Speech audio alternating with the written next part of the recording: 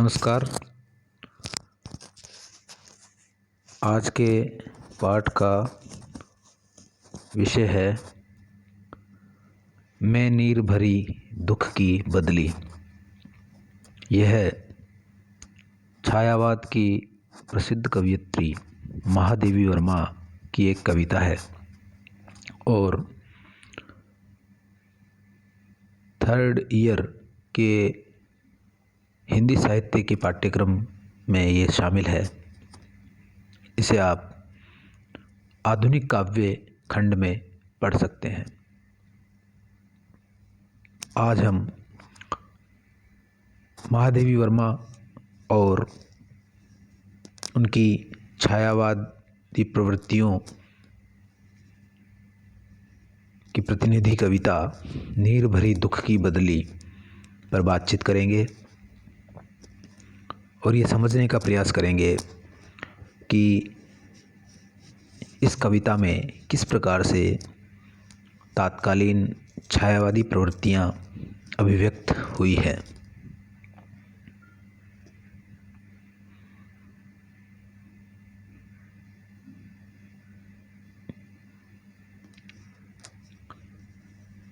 प्रिय विद्यार्थियों, महादेवी वर्मा का जीवन परिचय जान लेते हैं।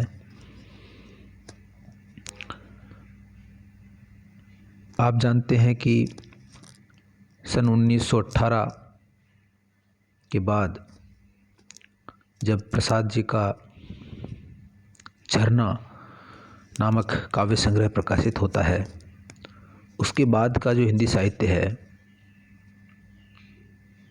वह इतिहास ग्रंथों में छायावाद के नाम से जाना गया है। और छायावाद के यूँ तो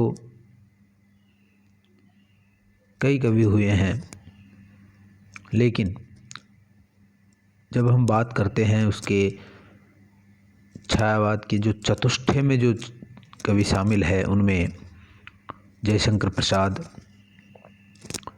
सूर्यकांत त्रिपाठी निराला, सुमित्रानंदन पंत और महादेवी को शामिल किया जाता है। तो महादेवी वर्मा का जीवन परिचय इस प्रकार से है। इनका जन्म 26 मार्च 1907 को हुआ और 80 वर्ष की उम्र इन्होंने प्राप्त की और 11 सितंबर 1987 को इनकी मृत्यु हुई। हिंदी की सर्वाधिक प्रतिभावान कवयित्रियों में ये मानी जाती हैं।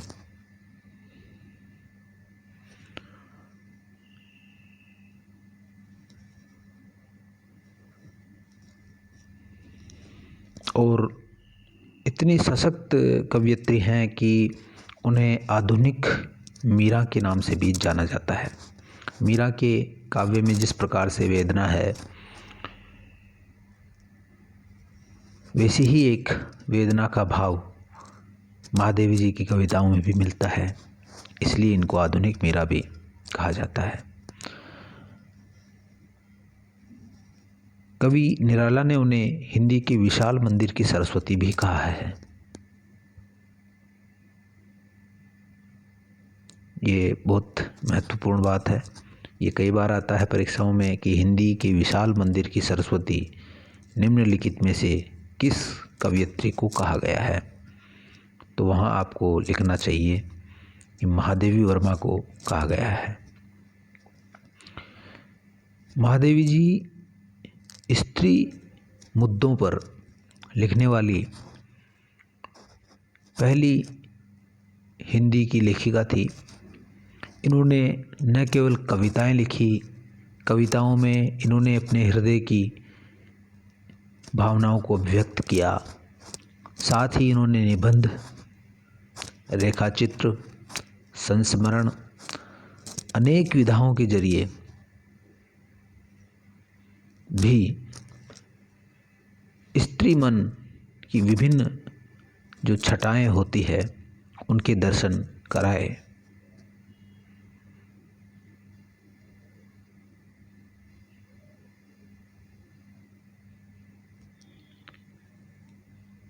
ऐसा कहा जाता है कि इतनी वेदना का कारण ये था कि उनका बाल विवाह हुआ, परंतु उन्होंने अविवाहित की तरह ही जीवन को जिया था।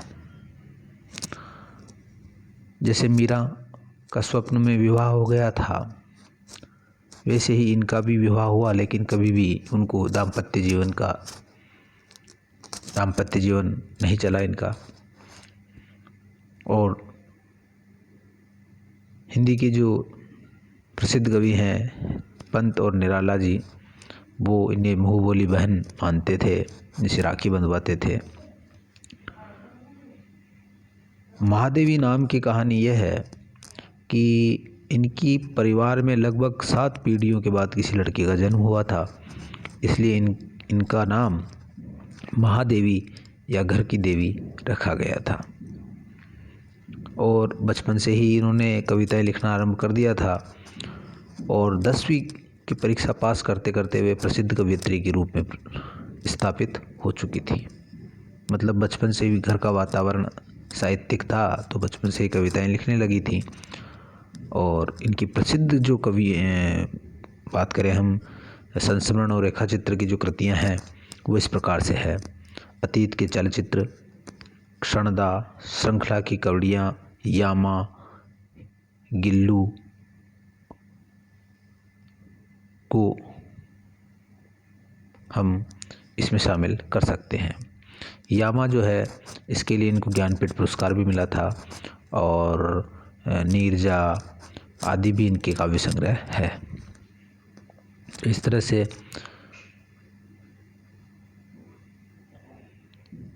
अब बात करें छायावाद की, जिस युग से ये संबंधित थी।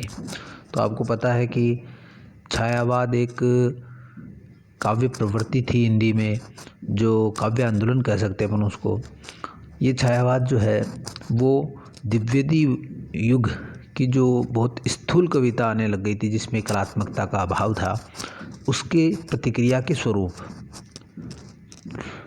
नवीन भावबोधों और नवीन अभिव्यंजना शैली को लेकर आने वाली कविता छायावाद थी।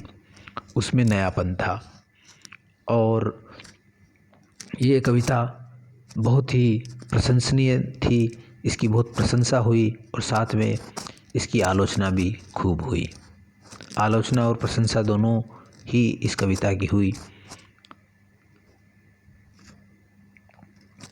आलोचकों में नंद दुलारे वाजपेयी और डॉक्टर नगेंद्र आदि इसके समर्थक थे, इसके प्रशंसक थे।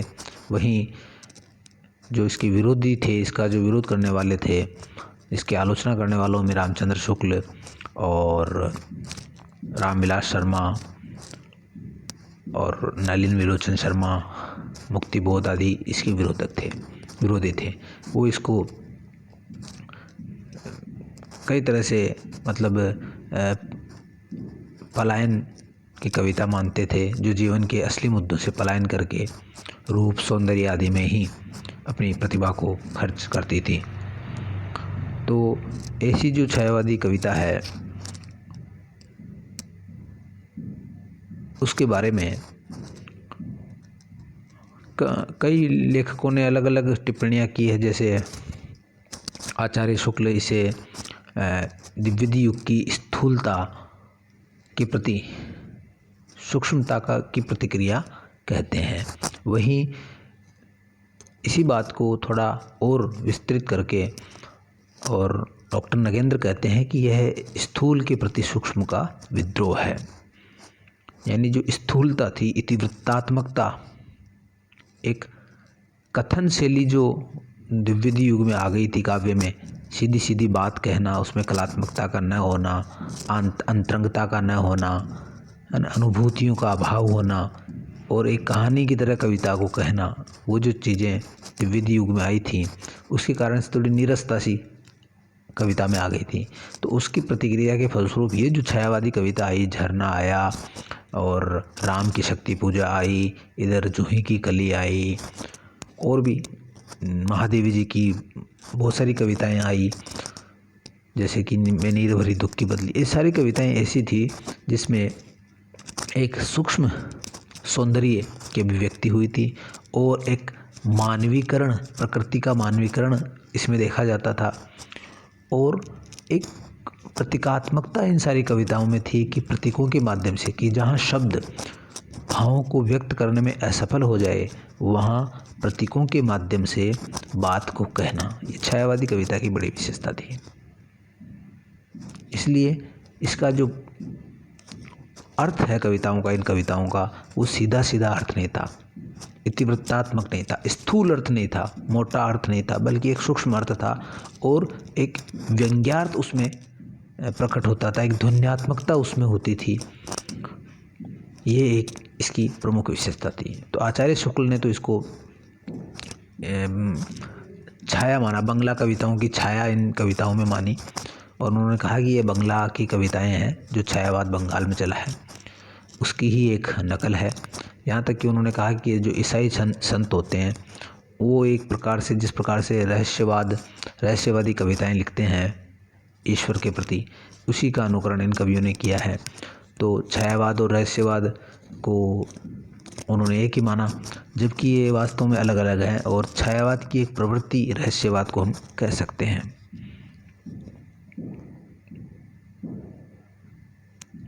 तो अब बात करें हम कि महादेवी जी, जिसकी कविता आज हम पढ़ेंगे, उनका क्या मानना था छायावाद को लेकर, वो छायावाद को क्या कहती थी। तो हम देखते हैं कि उन्होंने लिखा है कि प्रकृति में चेतना का आरोप,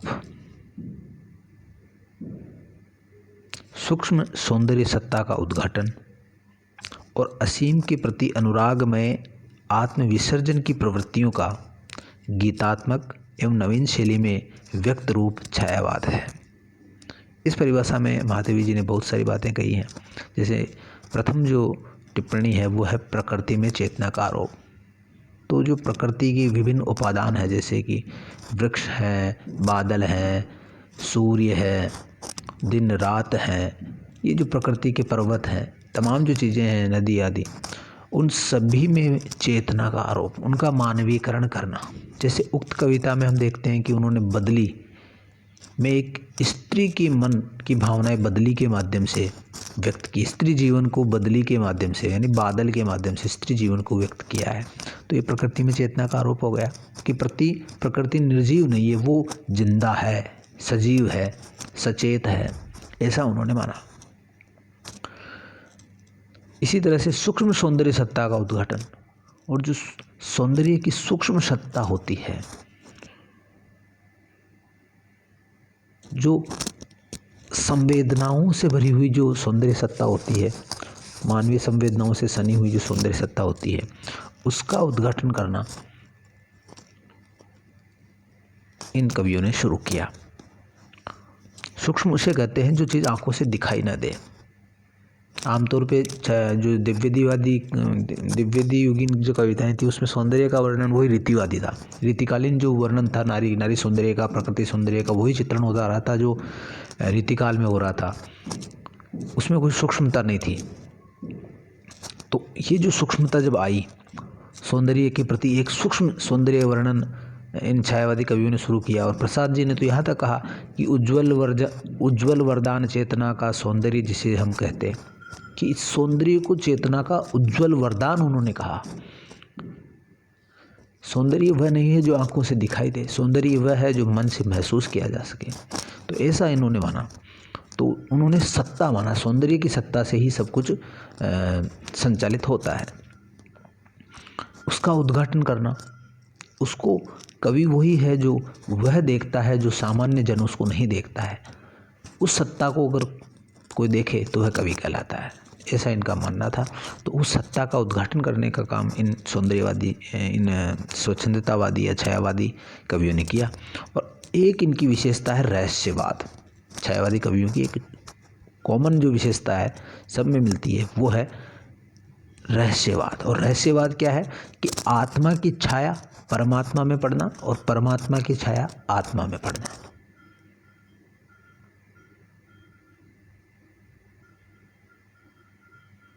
इसी जिसे सूफी भावना जो होती है, रहस्यात्मक भावना, साधनात्मक रहस्यवाद के भावात्मक रहस्यवाद जो होता है वो इन कवियों में दिखाई देता है। असीम सत्ता जो है, परम सत्ता है, परमात्मा है, उसके प्रति प्रेम भावना प्रकट करना, ये इन कवियों की विशेषता है। और कैसे खुद को उसमें लय कर देना, उसकी विराट सत्ता में खुद के व्यक्तित्व को लय कर देना, जैसे महासमुद्र में नदी का मिल जाना। वही बात है कि आत्मा का परमात्मा में विसर्जन करना। और जैसे एक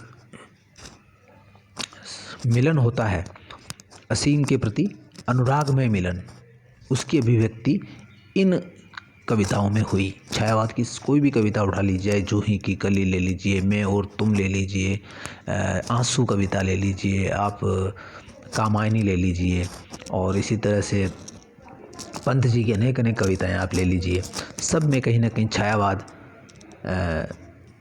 की अभिव्यक्ति, उसकी रहस्यवाद की अभिव्यक्ति हुई है। तो ये सारी चीज़ें हम उसमें देखते हैं। अब बात ये तो हुई कवि भाव पक्ष की विशेषताएं कि कैसे भावबोध उसमें प्रकट हुए। अब है कि जो कला पक्ष है उसकी क्या विशेषताएं हैं कि वो एक तो गीतात्मक है, एक इन्होंने सब ने गीत लिखे हैं, प्रगीत लिखे हैं, लंबी कविताएं लिखी है, राम की शक्ति पूजा जैसी, है ना, पेशोला की प्रतिध्वनि। तो ये गीतात्मक कविताएं इन्होंने लिखी और नए नए छंद में गीत लिखे। और निराला ने तो छंद को तोड़ करके कहा कि मुक्त छंद की में कविताएं लिखने का काम भी निराला जी ने किया। इस तरह से नए प्रकार के छंदों और नए प्रकार के शिल्पों का इन्होंने आविष्कार किया और नवीन शैली में इनको व्यक्त किया। एक इन्होंने कहा, इन सभी छायावादी कवियों ने व्यक्तिवादी कविता इसको कहा जाता है, क्योंकि अपने व्यक्तित्व की अभिव्यक्ति इन्होंने इन कविताओं में की। अंतर मैं बता देता हूँ कि द्विवेदी युगीन कविता में केवल इतिवृत्तात्मकता थी कि जैसा चरित्र शास्त्र सम्मत था या प्रीतिकाल से चला आ रहा था, वैसा ही चरित्र का अंकन कवि करता था। ठीक है। और इन कविताओं में क्या हुआ कि उसमें व्यक्तित्व का आरोप भी हो रहा है। कवि का जो व्यक्तित्व है, कवि का जो अहम है, मैं है, वह कविताओं में या जो उसका जो कथ्य है उसमें अभिव्यक्त होने लगा। तो इसको कविता ने कहा, जैसे कि निराला जी ने कहा कि मैंने मैं शैली अपनाई, देखा दुखी एक निज भाई तो मैंने मैं शैला, देखा दुखी एक निज भाई तो झट उमड़ वेदना आई, मैंने मैं शैली अपनाई। मैं शैली अपने मन की भावनाओं को कविताओं के माध्यम से, जैसे उनके राम की शक्ति पूजा के राम है, वो केवल राम नहीं है, उनमें निराला के जीवन की व्यक्तिगत अनुभूतियाँ भी व्यक्त हुई है। या आप देखें तो बदली है, जैसे इनकी मान लो महादेवी वर्मा की बदली कविता है, तो उस बदली कविता में केवल महादेवी वर्मा वो बदली का ही वर्णन नहीं कर रही है, बल्कि उसमें हो ये रहा है कि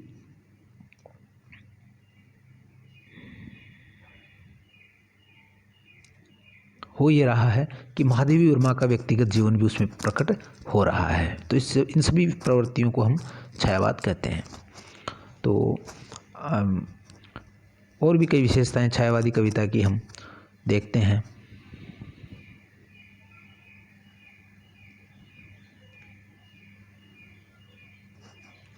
एक जैसे इस कविता में नीर भरी दुख की बदली, यानी एक निराशावादी भावना प्रकट हुई है इस कविता में कि मैं नीर भरी, नीर कहते हैं, नीर किसे कहते हैं, आंखों में नीर बहना, यानी आंसू बहना या दुख की भावनाएं व्यक्त होना, तो वो बात है। तो छायावादी कविताओं की एक प्रमुख विशेषता है कि उसमें वेदना की अभिव्यक्ति हुई है, निराशा का काव्य है, वो दुख का काव्य है।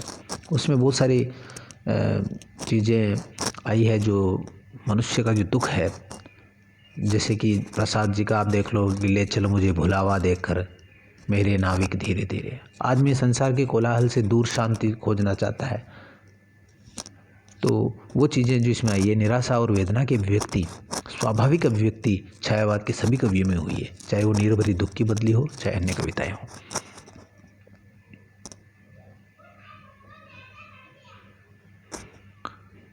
क्योंकि जिस दौर में ये कविताएं लिखी जा रही थी या जिस दौर का प्रतिनिधित्व ये कविताएं करती थी उसमें उस परिवेश में सृजित काव्य में नैराश्य की अभिव्यक्ति बहुत स्वाभाविक कही जा सकती है। अंग्रेज़ों का दौर था और समाज अभी भी सामंतवादी प्रवृत्तियों से जकड़ा हुआ था। कई नारी और पुरुष पर कई तरह के बंधन थे, तो उनमें वो जो निराश उनसे कवि हुआ तो उसने अपनी अभिव्यक्ति इन कविताओं के माध्यम से की। छायावादी कवियों ने निराशा से उपजे अवसाद के कारण अपने काव्य सृजन में वेदना की गहन अनुभूतियों को सहज रूप से व्यक्त किया है। सभी कवियों ने वेदना, जो जीवन में उनको दुख मिले, वेदना मिली, वो उन तक सीमित नहीं रही बल्कि उनकी कविताओं में वो उमड़ करके चीज़ें आई। जैसे मैंने बताया कि दुख ही जीवन की कथा रही, क्या कहूँ आज जो नहीं कही। ये किसने कहा? निराला जी ने कहा। और इसी तरह आपने जयशंकर प्रसाद की जो कविताएं चिंता से ही शुरू होती है, पहला जो सर्ग है वो चिंता सर्ग है। कामायनी का पहला सर्ग ही चिंता सर्ग है। तो चिंता में मग्न वो जो बैठा हुआ है हिमालय की उतंग शिखा पर, जो व्यक्ति बैठा हुआ है, जो मनु जो बैठा हुआ है, वो चिंताग्रस्त है। तो इस तरह से चिंता, दुख, अवसाद, इन भावनाओं की अभिव्यक्ति छायावादी काव्य में पर्याप्त मात्रा में हुई है। इसी तरह महादेवी वर्मा को देख लीजिए, पंत जी को देख लीजिए, तो ये तमाम चीज़ें जो है वो अवसाद और दुख, निराशा की वेदना इन कविताओं में ज़्यादा हुई है। तो